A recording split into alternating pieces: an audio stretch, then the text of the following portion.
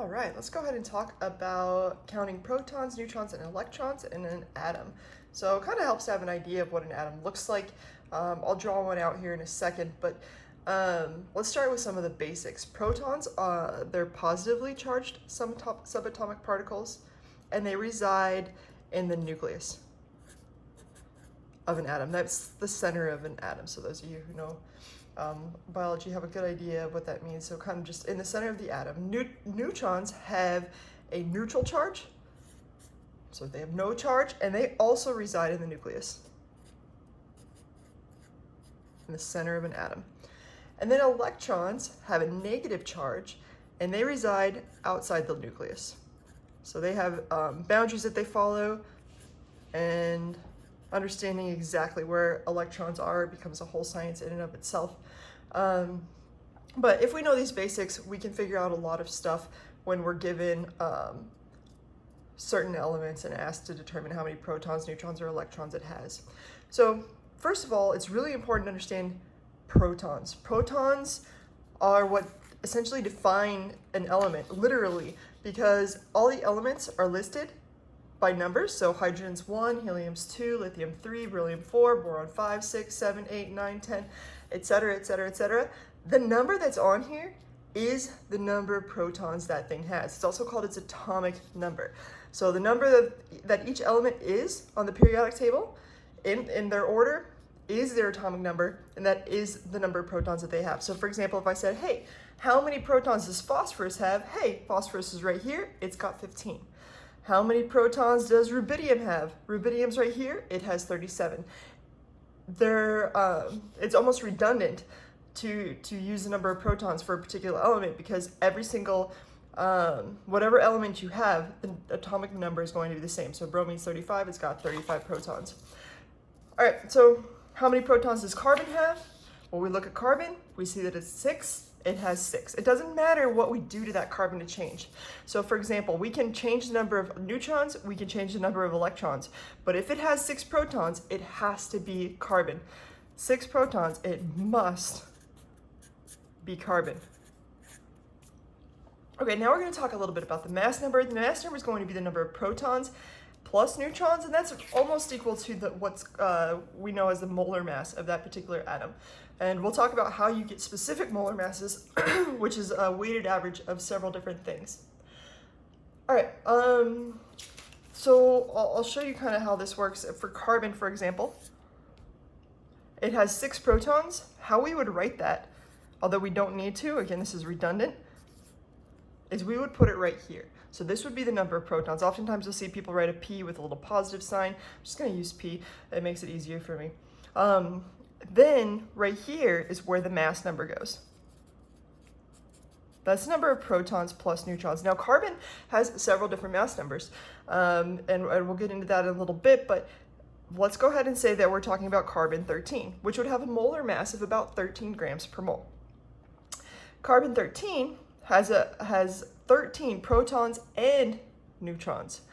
And so I could ask you, how many protons does it have? And you would know it has 6 because it's carbon. This is redundant. I didn't need to provide that 6 for you. You could have looked it up in the periodic table.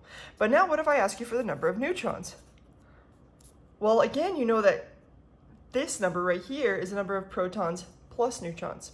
So we would say 6 plus something equals 13. That something must be 7.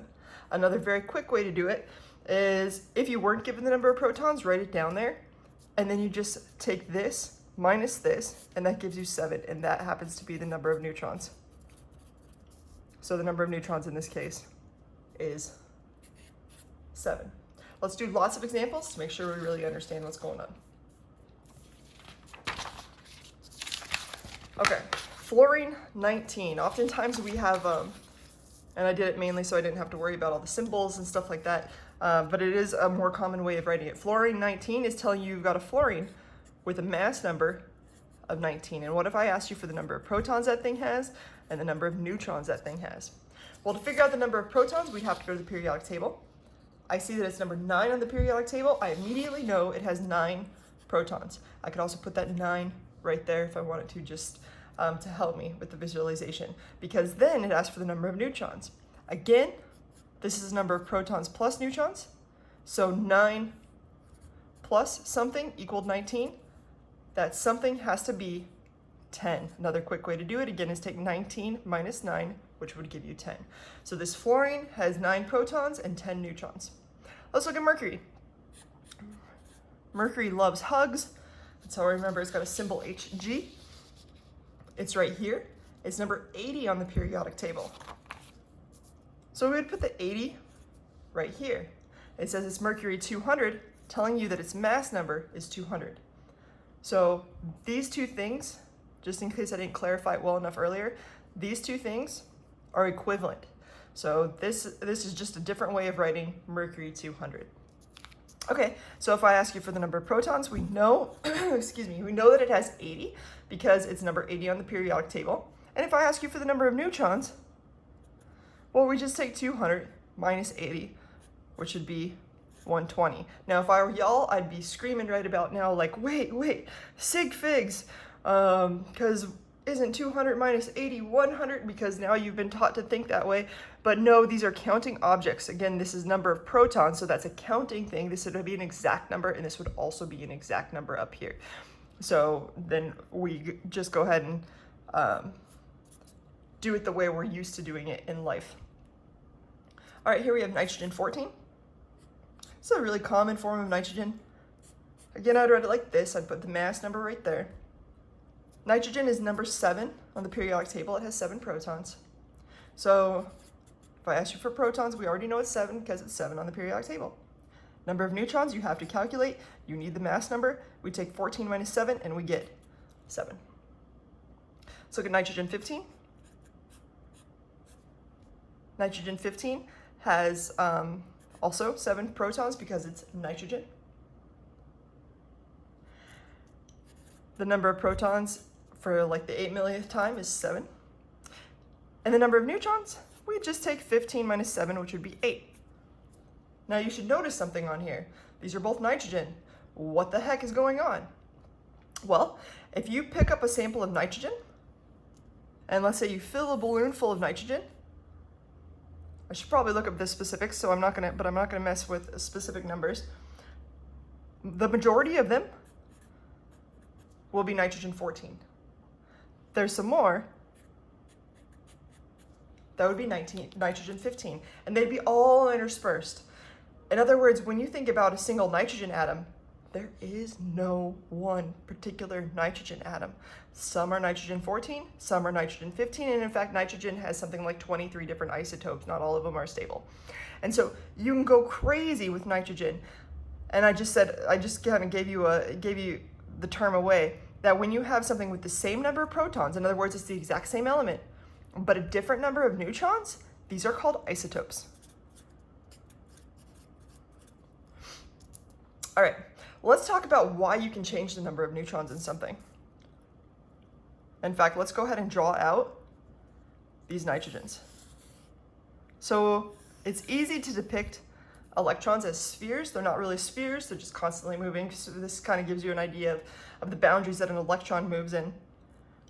But in the center of this, so let's go ahead and start with this nitrogen 14 versus nitrogen 15. In the center of this, we would have 7 protons. In the center of this one, we would also have 7 protons.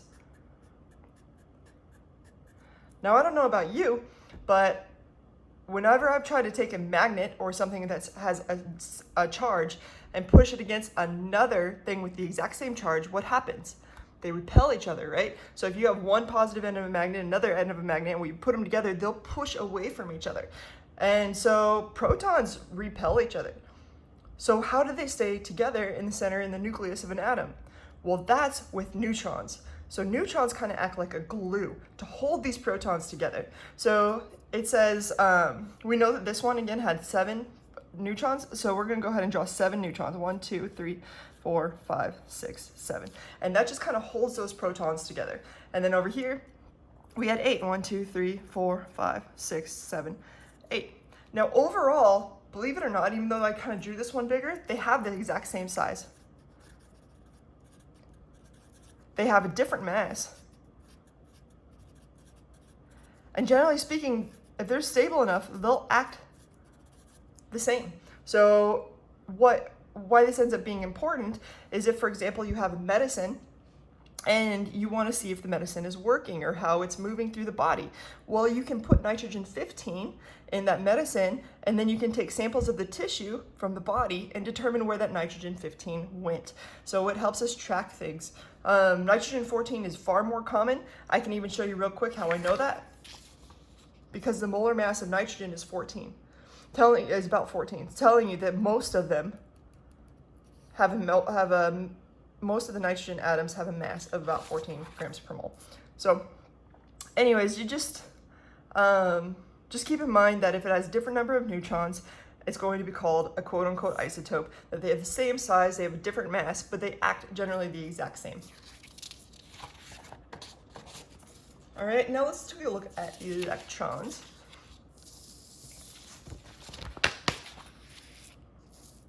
So let's start with neutral carbon-13. I'm actually going to draw it out. If we draw neutral carbon-13, that's 13 carbon. Carbon, again, has 6 protons. If it's got 6 protons, it must be carbon. If it's carbon, it's got to have 6 protons. So let's go ahead and draw it out. We've got 6 protons in the center, or the nucleus of the atom. And then I told you that the protons and neutrons reside in the center, so this would have to have 7 neutrons. 1, 2, 3, 4, 5, 6. Let's put one in the center, 7. All right, so this is, right now we have 6 protons, 6 positively charged things. If we drew it just like this, it would be carbon with a 6 positive charge, telling you that you got 6 protons. But I told you to draw neutral, in other words, the charge is canceled. Well, if I have 6 protons, I'm going to need 6 of the opposite charge to cancel it out and make it 0 charge. So another way I like to think about it is like on Reddit. If you got 6 up votes, how many down votes do you need to have 0 votes?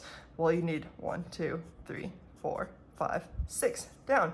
I like to think of these as the protons and these as the electrons. Remember that protons are positively charged, electrons are negatively charged.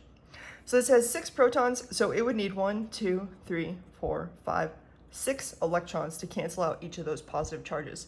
Electrons, again, reside outside the nucleus, so keep that in mind. All right, so now let's look at some of these and see if this kind of is starting to make sense. If we have a charge,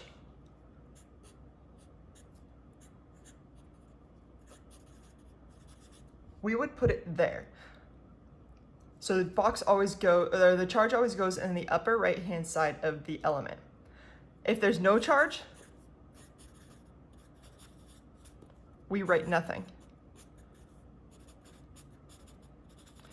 Another way some people like to think about it is if there's no charge, the number of protons equals the number of electrons. And sorry, I drew it with a positive sign after saying I'll do a P, but I think it's easier to see the charge that way. All right, so let's look at these. We got magnesium 25. Let's go ahead and do this with a 2+ charge.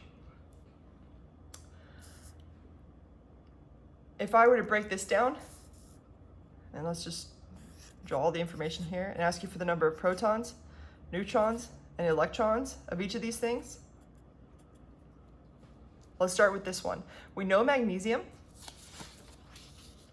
has 12 protons because it's number 12 on the periodic table. So that's an easy one, number of protons. We also know the number of neutrons, right? Nothing has changed. We take 25 minus 12, and that's 13. Now I ask you for the number of electrons. And here's where it can get confusing, and it shouldn't be. So if I just said the word confusing, if that scared you, pause this video, take a breath, and think about pink donkeys or something totally different, and then turn it back on. All right. This tells me that I have a 2 positive charge, meaning I have more positives than negatives. How many more positives do I have? I have 2 more positives than I do negative. So that means I must have 10 electrons, because the only way I can keep 12 protons is if this number is 10. Again, this shows I have 2 more positive than negative. So this shows I have 2 more positive than negative. Let's do it another way, or let's do it again. Another example, 32, let's do some sulfide. 32S2-. So sulfur is right here. It has 16 protons. So if I'm looking at this particular isotope, I know that its number of protons, again, is 16. Its number of neutrons is going to be this 32 minus 16, which happens to be 16. And now let's look at electrons. Well, are there more electrons or more protons? There are more electrons. How many more? 2 more, because it's got a 2 negative charge. That's just saying you got 2 more electrons than you do protons. Well, we know we got 16 protons, so we have 2 more electrons than that. In other words, we have 18. On Reddit, we'd have 16 upvotes and 18 downvotes, and we're not very liked. All right, let's do one more example. Let's do fluorine. 19, and I'll make it fluoride with a negative charge. If there's no number written, that's saying it's just 1. So this is a 1 negative charge. This is the grade I got in my first semester of general chemistry. Yeah. All right, so let's look at the number of protons. That would be 9, because it's number 9 on the periodic table like we did earlier. The number of neutrons must be 10, because 19 minus 9 is 10. And now we get to electrons. What do we have more of, protons or electrons? We have more electrons. How many more? 1 more. So we must have 10 electrons. I'm gonna do one more just because I think I did a pretty bad job over here with the positively charged stuff. So let's do a positively charged one. Let's look at sodium 23 with positive charge.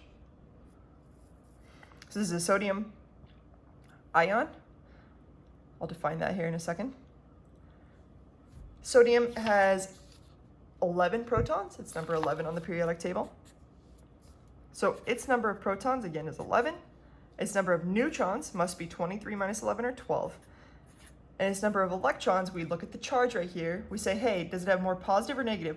More positive. How many more? 1 more. We know that it has 11 positive, therefore it must have 10 negative. And that's how we end up figuring out the number of protons, neutrons, and electrons. Now I used a term, and I want to go over it. I used a term called an ion. An ion. An ion is any species with a charge. Any species with a charge. So if it's got positive, if it's negative, if it's a polyatomic, in other words, a mini atom ion, which you'll learn in the next chapter, any species with a charge is going to be called an ion. So know that term as well. All right, I think we covered protons, neutrons, and electrons and how to count them, and we covered isotopes, and we covered ions, and I think we are good. So have a wonderful day.